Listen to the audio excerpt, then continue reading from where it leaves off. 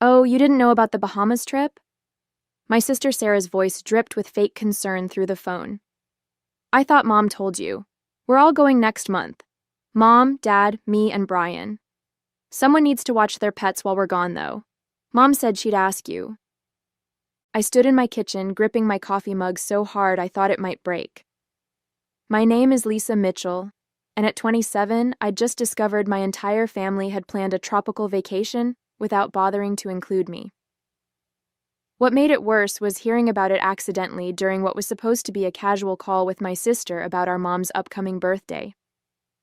No, Sarah, Mom hasn't mentioned anything about the Bahamas, I replied, trying to keep my voice steady, or about pet sitting. Well, you know how she is, Sarah laughed. She probably forgot. But you're not busy anyway, right? You can watch Rocky and Max for the week? Mom was counting on you since you're the only one not going. The only one not going, because they hadn't invited me. I thought about all the family dinners where they must have discussed this trip, carefully avoiding the topic when I was around. The whispered conversations that stopped when I entered the room suddenly made sense. The way my mom had been asking casual questions about my work schedule, even my dad's recent interest in whether I was seeing anyone, probably hoping I'd have weekend plans that wouldn't interfere with their pet-sitting needs.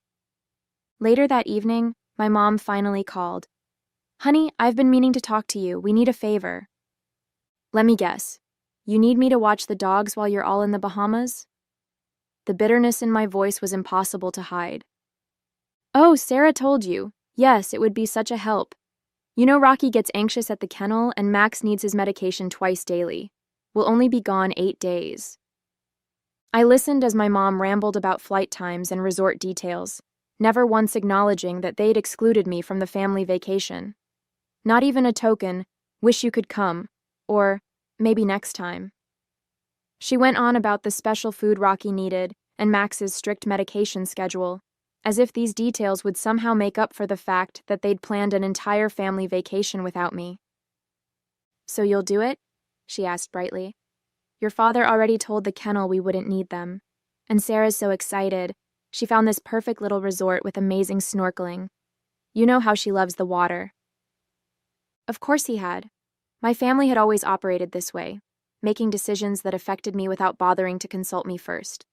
To them, I was reliable Lisa, the responsible one who never made waves, never said no, never ruined their plans with her own inconvenient needs or desires. I'll think about it, I said quietly, already opening my laptop to a travel website. The pattern had started years ago. When Sarah was accepted to NYU, my parents threw a huge party, custom banners, catered food, all their friends invited to celebrate their youngest daughter's achievement. When I got into Boston University a year earlier, with a full academic scholarship no less, they simply nodded and said, "That's nice, dear." My acceptance letter stayed on the fridge for exactly 2 days before being replaced by Sarah's summer dance recital schedule. My sister had always been the family star. She was the fun one, the pretty one, the one who could do no wrong. Even when she dropped out of NYU after 2 years to find herself in Europe, my parents supported her adventure, sending her monthly allowances for what they called her self-discovery journey. Meanwhile, I worked 3 jobs through college, graduated summa cum laude, and built a successful career in marketing, all of which earned me the dubious privilege of being the family's reliable backup plan. That evening, after my mom's call, I found myself scrolling through travel websites. A particular destination caught my eye: Santorini, a small Greek island I'd dreamed of visiting since my college photography class. The dates perfectly overlapped with my family's Bahamas trip, and amazingly, there was a seat sale happening. My cursor hovered over the Book Now button as my phone buzzed with texts from Sarah. Mom said you're being weird about watching the dogs. Come on, Lisa, don't be difficult. It's not like you have vacation days saved up anyway. Plus, what would you even do with time off? You never go anywhere fun. I actually had 3 weeks of vacation saved up. My family just assumed I never took time off because I had nowhere exciting to go. They'd forgotten about the travel blog I'd been running for 2 years, the one that had slowly gained a decent following. Another thing they'd dismissed as Lisa's little hobby, just like they'd dismissed my photography in college and my writing in high school. My dad called next. "Princess, your mother's upset. You know how Rocky gets at the kennel. He barely ate last time." "Did it ever occur to any of you to invite me on the trip?" I finally asked. The silence on the other end was telling. "Well," he stumbled, "Sarah mentioned you probably couldn't get time off work, and you know how your mother likes to plan these things. Plus, Brian already put down the deposit for their room." "Right," I said flatly. "Just like she planned my college graduation party? Oh wait, she didn't, because Sarah's semester abroad came up suddenly, and everyone had to fly to Paris instead." "That's not fair, Lisa. Your sister needed family support during her journey of self-discovery." I looked at my computer screen, at the picture of the beautiful Greek island waiting for me. Something shifted inside me. Years of being the reliable one, the responsible one, the one they could always count on to sacrifice her own plans for theirs. It all crystallized into a moment of perfect clarity.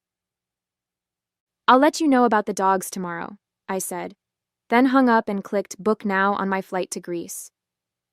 The next morning, my phone was flooded with messages. My mom had sent 6 texts varying from guilt trips to outright demands.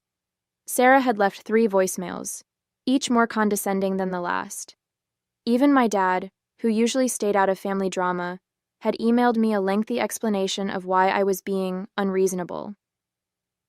I waited until our weekly family dinner to break the news. As usual, they were all gathered at my parents' house, discussing their upcoming Bahamas trip across my mom's lasagna. "I've made alternate arrangements for those dates," I said during a pause in their conversation. "You'll need to find someone else to watch Rocky and Max." My mom's fork clattered against her plate. "What do you mean, alternate arrangements? What could be more important than helping your family?" "My trip to Greece." I took a sip of water, watching their faces shift from confusion to disbelief. "Greece?" Sarah laughed. "You're not going to Greece." I pulled up my confirmed itinerary on my phone and placed it on the table. "Actually, I am. 8 days on Santorini, starting the same day you leave for the Bahamas." "But you can't," my mom sputtered. "What about the dogs? The kennel is fully booked."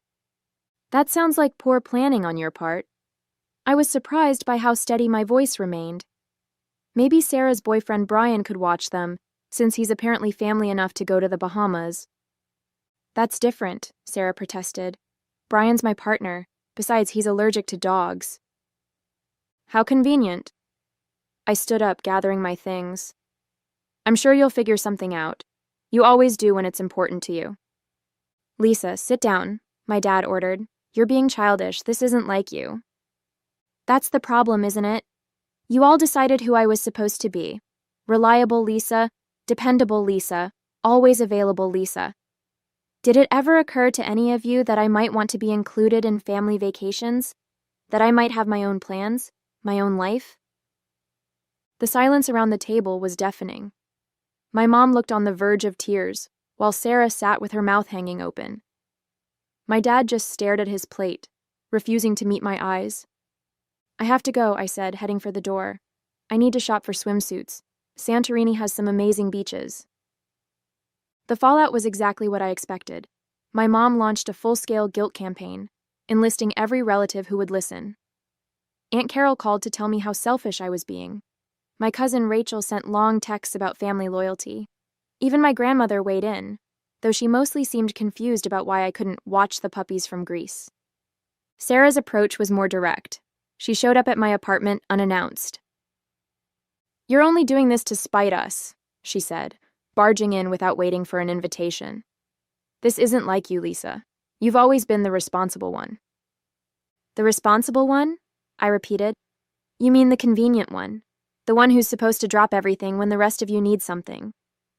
"That's not fair. We appreciate everything you do." "Really? When was the last time any of you showed that appreciation? When was the last time you included me in family plans instead of just expecting me to fill in the gaps?" Sarah flopped onto my couch, her perfect blonde hair falling exactly right even in her frustration. We didn't think you'd want to come to the Bahamas. You're always so busy with work. Did you ask me? Did anyone bother to ask if I might want to join my family on vacation? Well, no, but nothing. You all made assumptions about my life, my time, my priorities. And you know what? You got so comfortable taking me for granted that you didn't even try to hide your Bahamas plans.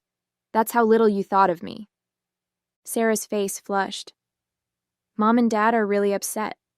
They might have to cancel their trip if they can't find someone to watch the dogs. That sounds like a them problem, I replied, using one of Sarah's favorite phrases back at her. When did you get so cold? I'm not cold, I'm just done being the family doormat. I showed her my travel blog on my phone. See this? I have followers who actually care about my interests. I have a life outside of being your backup plan. Sarah scrolled through my blog, her expression shifting from dismissal to surprise. These photos are really good. When did you get into photography? 3 years ago, not that anyone noticed. The next family dinner was tense. My mom had spread all the pet supplies across the dining room table like a guilt exhibition. Rocky's special food, Max's medication schedule, their favorite toys. She kept shooting me pointed looks as she explained how complicated their care routine was. The medication has to be given exactly 12 hours apart, she emphasized, waving Max's pill bottle. And Rocky needs his special blanket at bedtime or he gets anxious. The kennel just won't understand these things. I'm sure they will, I replied, serving myself more potatoes. That's literally their job. My dad cleared his throat. Princess, we could pay you to watch them. Make it worth your while. My Greece tickets were $3,000, Dad, non-refundable. Sarah, who'd been unusually quiet since her visit to my apartment, suddenly spoke up. I looked at Lisa's travel blog last week. Did you guys know she has over 20,000 followers? My mom barely glanced up from her organization of pet supplies. That's nice, dear. Now about the dogs. No, Mom, I'm serious. Look at these photos she took in Montreal last year. Sarah pulled up my blog on her phone. She's actually really good at this. For the first time that evening, my mom actually looked at me. Not through me, not around me, but at me. You went to Montreal? I've been to lots of places. I take short trips whenever I can. I write about them, photograph them. People follow my recommendations about hotels and restaurants. My dad peered at Sarah's phone. These are professional quality pictures, Lisa. Why didn't you tell us about this? I did. 3 Thanksgivings ago. You all changed the subject to Sarah's new yoga certification. The silence that followed was heavy with realization.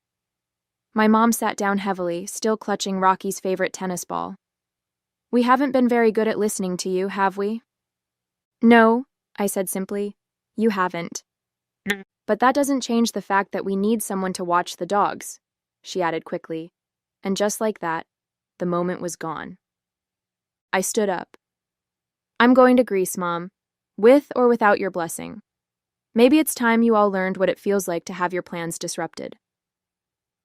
As my departure date approached, my family cycled through all 5 stages of grief. My mom moved from denial to anger, calling me ungrateful.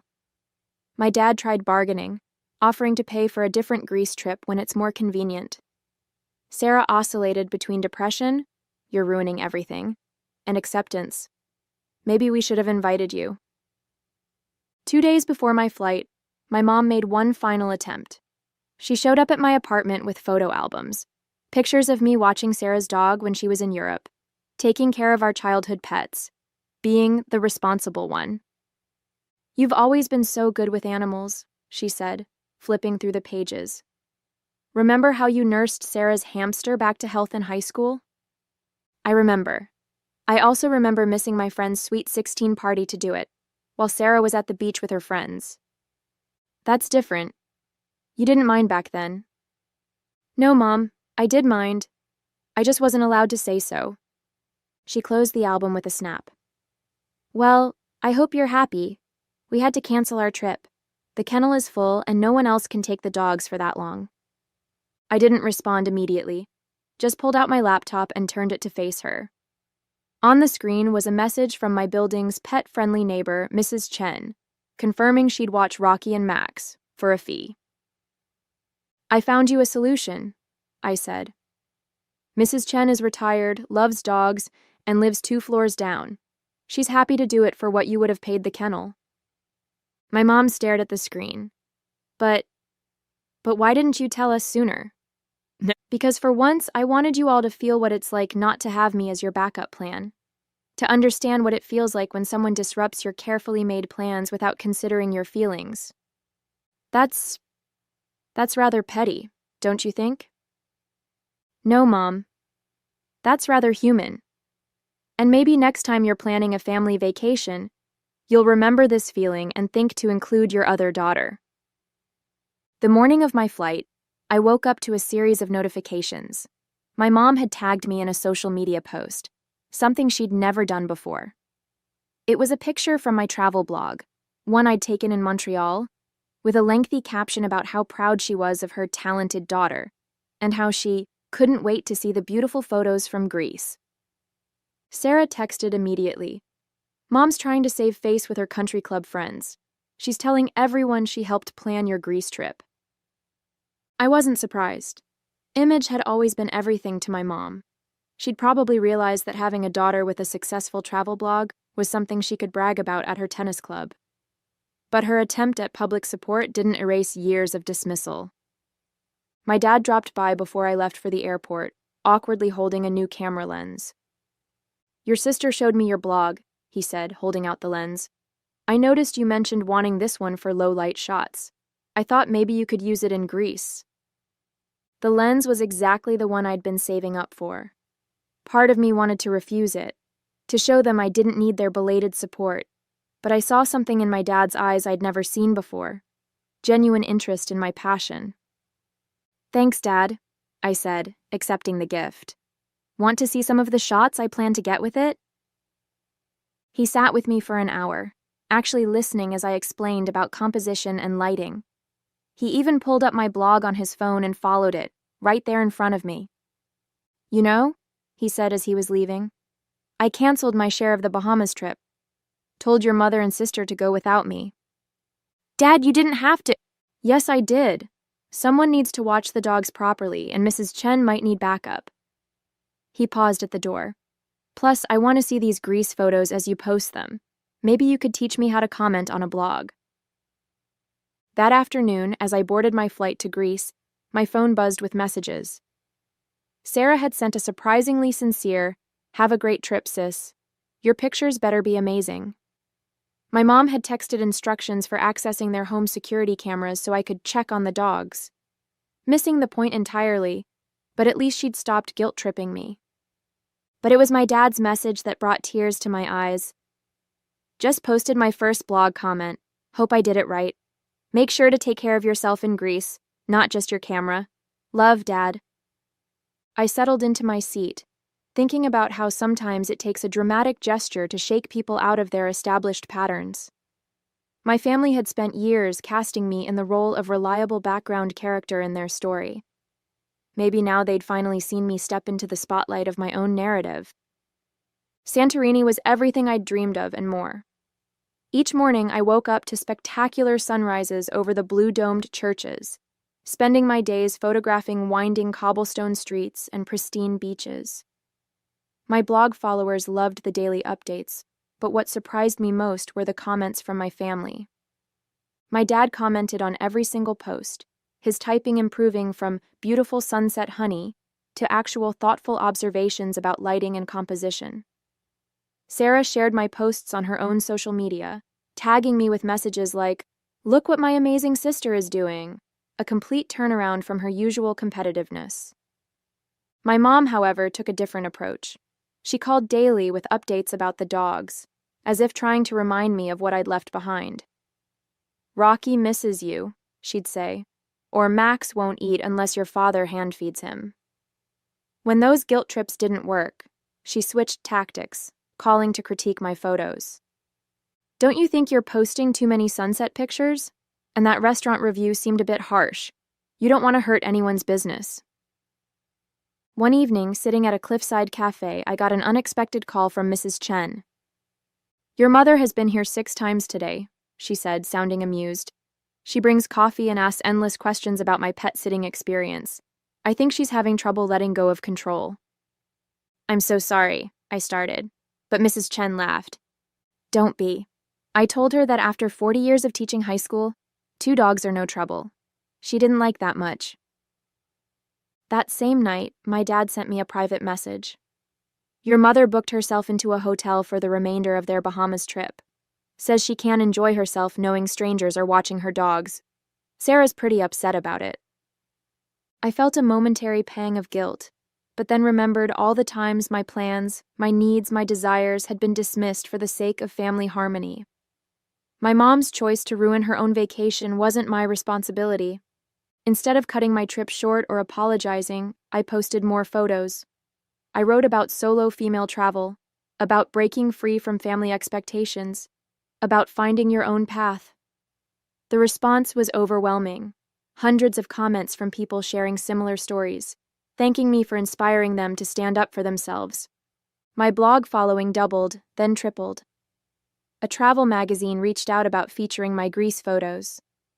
Sarah called to tell me that her yoga students were all following my journey, asking when I'd come teach a photography workshop at her studio. "You know what's funny?" she said. "I always thought I was the brave one going to Europe to find myself, but you're the one who really did it. You found yourself right under our noses, and we were too busy with our own drama to notice." On my last night in Greece, I sat on my hotel balcony uploading photos when my mom sent a surprising message. It was a picture of my old bedroom, now her home office, filled with framed prints of my travel photography. "I had your best shots professionally framed," she wrote.